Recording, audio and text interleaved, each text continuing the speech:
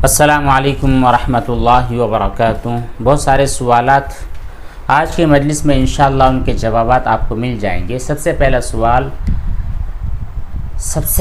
सवाल एक साहब ने किया है, सना जाहिद उनका नाम है। इन्होंने सीए की पढ़ाई के ताल्लुक़ से सवाल किया है, शायद ये सीए बनना चाहती हैं। इन्होंने कहा है कि मैं अपने भाई के साथ सीए बनना चाहती हूँ क्योंकि उसने भी सीए की पढ़ाई शुरू कर दी है। घर वाले उसको परमिशन देते हैं लेकिन मुझको मना करते हैं। अब मैं क्या करूँ?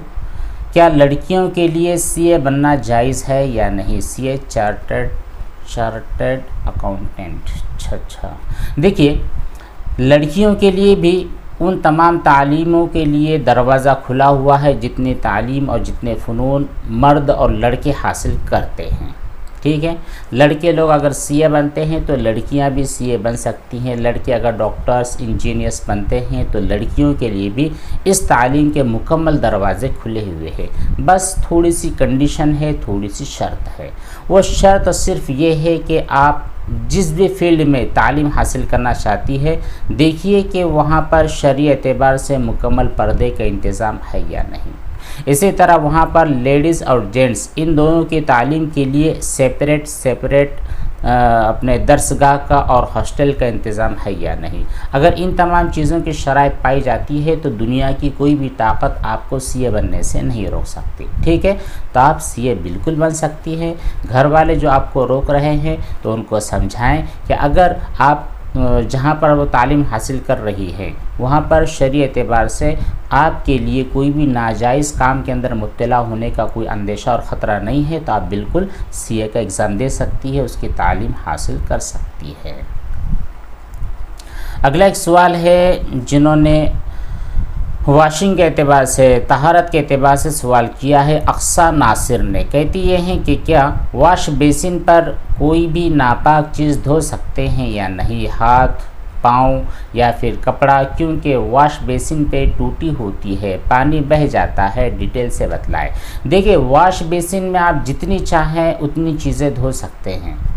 आप वहाँ पर वज़ू का आधा प्रोसेस भी मुकम्मल कर सकते हैं। यहाँ पर आपने जो कहा है हाथों के धोने में कोई टेंशन नहीं है, आपकी जो वॉश बेसिन होती है ज़रा हाइट पर होती है। लेकिन पैरों को धोने की बात करेंगे तो पैरों के धोने के चक्कर में आप नीचे गिर जाएंगे, तो पैरों के धोने का कोई सेंस बनता नहीं है। इसके अलावा जो छोटे मोटे कपड़े हैं, आपकी टोपी है, आपका रुमाल है या फिर छोटी सी कोई भी चीज़ है जो आप वॉश बेसिन में धो सकते हैं, तो कोई टेंशन की बात नहीं है। वहाँ पर पानी गिरता चला जाएगा, आप कपड़ों को या फिर चीज़ों को या चेहरे को या हैंड्स को धोते चले जाओगे और नजासत और नापाकी का पानी बहता चला जाएगा, तो फिर कोई टेंशन की बात नहीं है। मोहम्मद आलिम ने कहा है कि क्या हिंदू का मुर्दा नापाक होता है? हिंदू का मुर्दा नापाक होता है। अच्छा, उनका जो जनाजा है, मैयत है, वो नापाक होता है या नहीं? और उसके बदन में अगर हम सट जाए तो क्या मेरा बदन और मेरी बदन की तमाम चीज़ें, कपड़े वगैरह नापाक हो जाएगी? देखिए, ये जो आदमी होता है जिसकी रूह निकल जाती है, वो इंसान एक मैयत होता है, वो एक डेड बॉडी होती है, तो वो डेड बॉडी नापाक होती है जब तक कि आप उसको गुस्ल न दे दें। ठीक है, लेकिन ये जो नापाकी होती है ये नजासत हकीकिया नहीं होती बल्कि नजासत हुक्मिया होती है। यानी जो डेड बॉडी है, चाहे मुस्लिम की हो या गैर मुस्लिम की हो, आप उसको हाथ लगा रहे हैं, ठीक है, अगर आप उसको हाथ लगा रहे हैं या कपड़ा आपका कोई कपड़ा या आपका रुमाल या आपकी ओढ़नी या आपका स्कार्फ उसकी बॉडी से टच हो गया है, तो इस कंडीशन में आपकी कोई भी चीज़ नापाक नहीं होने वाली। अच्छी तरह समझ ले, वो नापाक है लेकिन नजासत हुक्मिया है, नजासत हकीकिया नहीं है। हाँ, अगर उसके बॉडी पर कोई नजासत लगी है, कोई ब्लड लगा है, कोई उल्टी क़ै लगी है या फिर और कोई खून पीप वगैरह लगा है और फिर वो आपके बदन में या आपके कपड़ों में ट्रांसफ़र हो रहा है, तब कहीं जाकर के आप नापाकी का हुक्म लगाओगे। तो अब्दुल अलीम, उम्मीद है कि आपने पूरी बात अच्छी तरह समझ ली होगी, समझना भी चाहिए। अम्मार कुरैशी का सवाल है, सबसे पहले तो उन्होंने सलाम किया है, वालेकुम अस्सलाम। आगे कहते ये हैं कि मुफ्ती साहब, जब हम टॉयलेट धोते हैं तो उसकी जो छींटें हमारे कपड़ों पर लग जाती हैं, तो क्या ये वो नापाक है?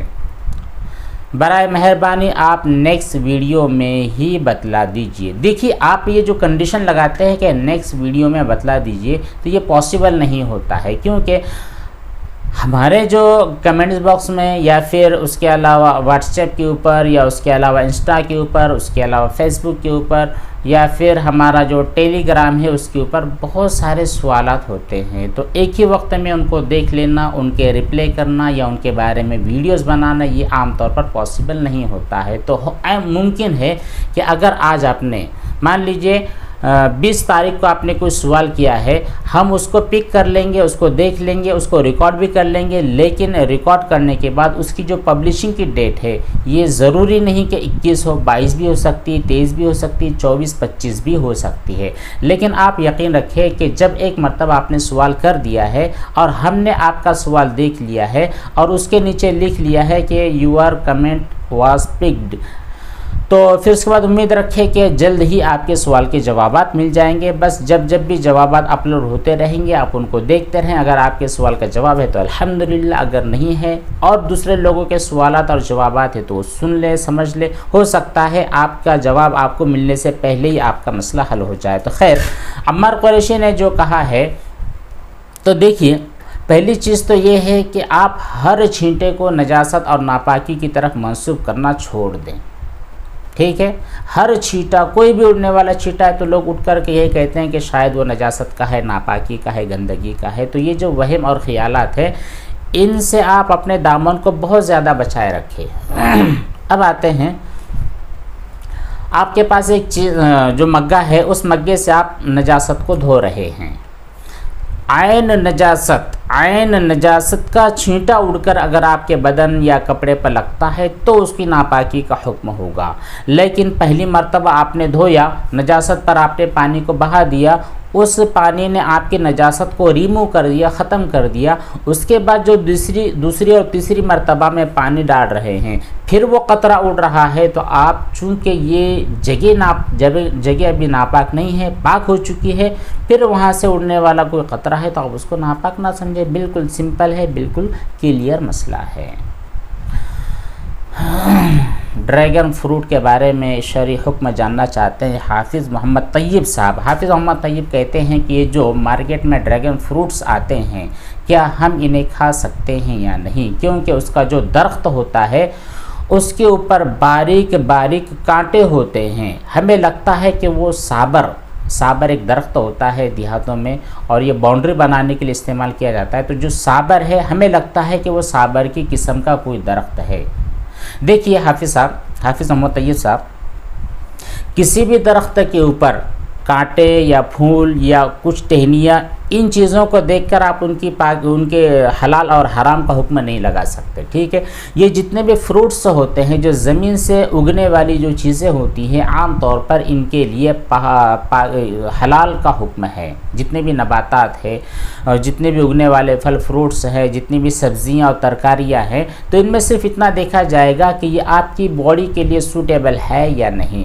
ये इंसान की बॉडी को नुकसान तो नहीं पहुंचाती है। अगर इंसान के बॉडी को नुकसान पहुंचाने वाली होगी तो आप उसको हराम समझेंगे, और अगर इंसान की बॉडी के लिए मुफीद है तो उसे हलाल समझिए। ये जो ड्रैगन फ्रूट है, ये कई सालों पहले से मुतारफ़ है, इंडिया में लोग इसका इस्तेमाल भी करते हैं, और बहुत सारी बीमारियों के अंदर जो मरीज़ लोग होते हैं उन्हें इसको दिया जाता है, जिनकी वजह से वो सेहतमंद हो जाते हैं, उन्हें अच्छा फील होता है, उन्हें ताकत मिलती है। तो फिर इसके इस्तेमाल करने में, इसके ख़रीद फ़रोख्त करने में कोई मुमानियात नहीं है। बिल्कुल आप यूज़ कर सकते हैं, मंडी में, मार्केट में बेच सकते हैं। अगर आप काश्तकार हैं तो अपनी खेती में इसे लगा भी सकते हैं।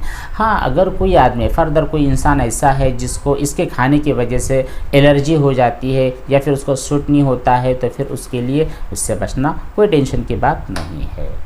इसरार अली का सवाल है, वो कहते हैं कि मुफ्ती साहब अस्सलाम वालेकुम। वालेकुम अस्सलाम। कहते ये हैं कि मैंने अपनी माँ को कुछ पैसे दिए थे, अपनी वालिदा को कुछ पैसे दिए थे, ठीक है, पर उनसे मैंने अभी तक वो रकम वापस नहीं ली है।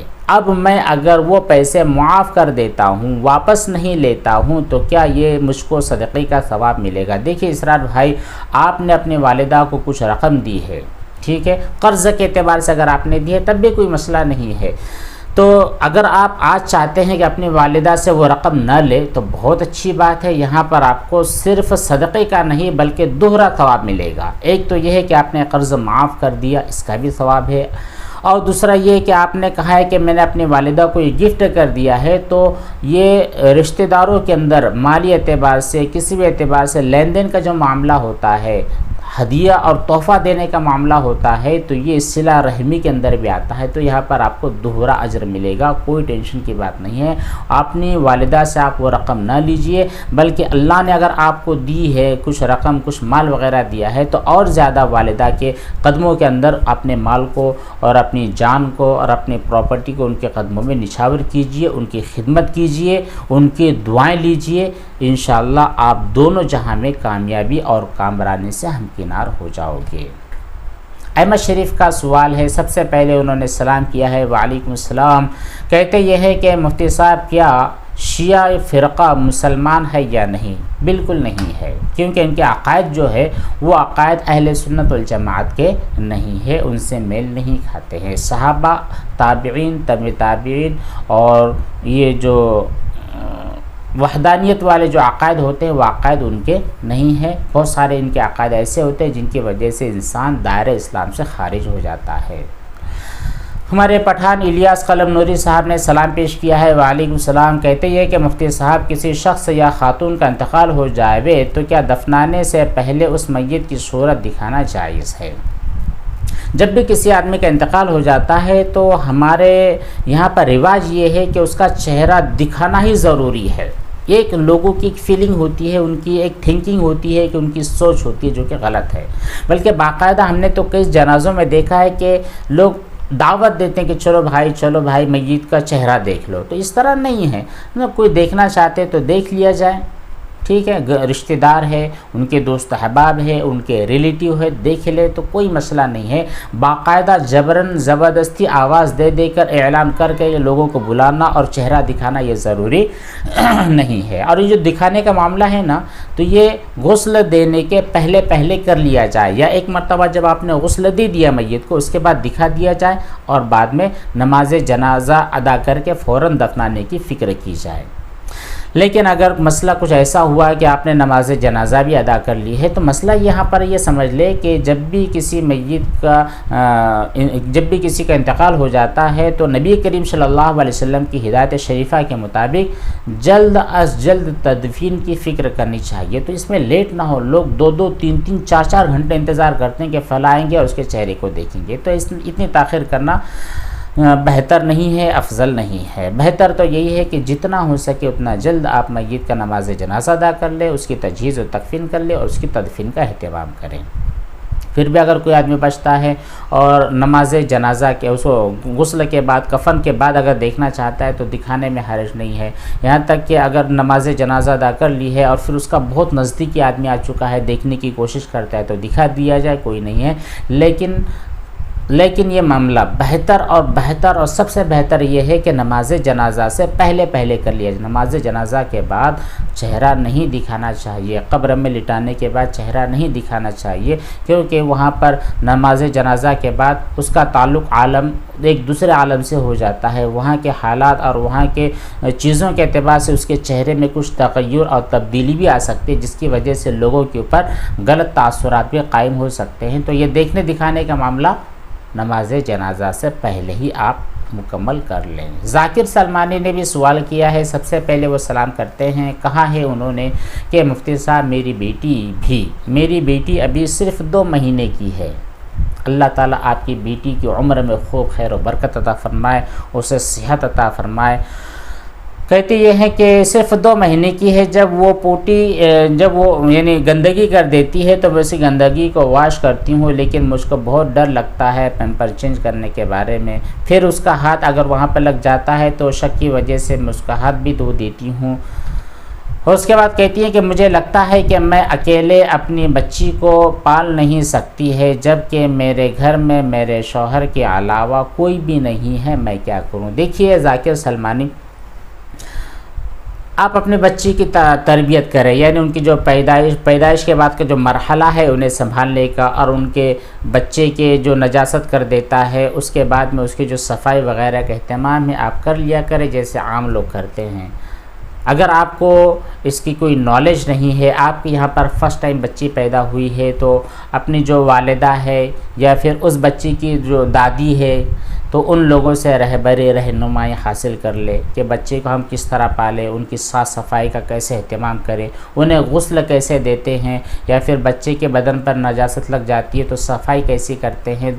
अगर उनके आपके घर के कोई बड़े नहीं है तो आपके जो रिलेटिव है, आपके जो रिश्तेदार है, या फिर आपके घर के बाजू में जो रहने वाले हैं, तो उन लोगों से भी आप राब्ता कायम करें। बड़ी बूढ़ी औरतें होती है, उनका भी सहारा ले, तो इंशाअल्लाह बहुत ज़्यादा टेंशन वाली ये कोई बात नहीं होगी। अल्लाह ताला ने जब आपको एक नेमत दी है तो उस नेमत की कदरदानी और उसकी खिदमत की आपको तौफीक और हिदायत और उसका रास्ता भी इंशाअल्लाह आपको ज़रूर समझा देंगे, ज़रूर बता देंगे।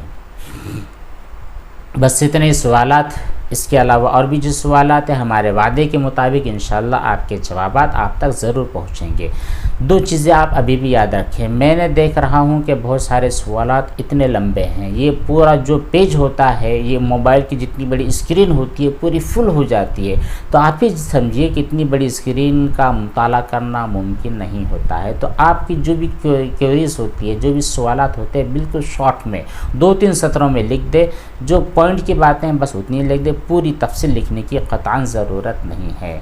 दूसरी चीज़ है कि आप जो लिखते हैं आपकी स्पेलिंग बिल्कुल सही और दुरुस्त होनी चाहिए। तीसरी बात यह है कि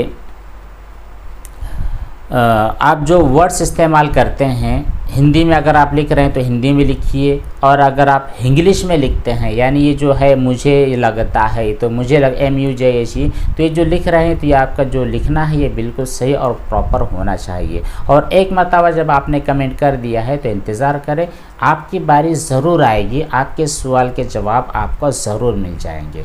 बस अल्लाह तबारक ताला हम सबको फ़हम सलीम की तौफ़ीक बख्शे। अल्लाह तबारक ताला हम सबको सेहत और आफ़ियत वाली तवील ज़िंदगी नसीब फरमाए, अपने रज़ा में मुकम्मल ज़िंदगी और मुकम्मल उम्र को गुजारने की हमें तौफ़ीक बख्शे। वस्सलामु अलैकुम व रहमतुल्लाहि व बरकातुहू।